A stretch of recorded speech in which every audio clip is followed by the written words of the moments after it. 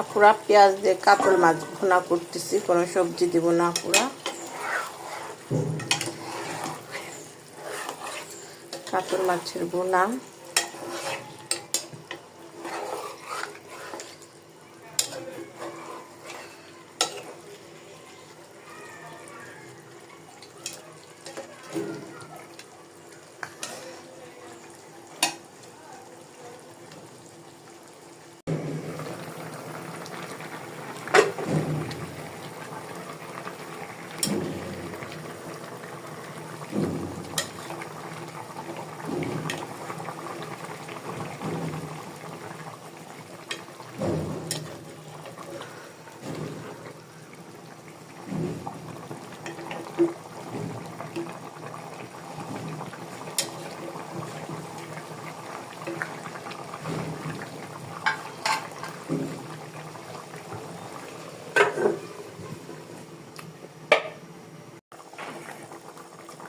এটা পুরা আমার রান্না হয়ে গেছে কাতল মাছ দিয়ে, মানে কাতল মাছ ভুনা করেছি। শুধু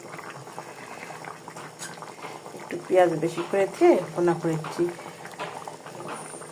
একটু ধনে পাতা দেবো, তো বিলাতি ধনে পাতা দিছে, আমার ধনে পাতা নেই, ছিল বাইরে ছিল, নষ্ট হয়ে গেছে ধনে পাতা।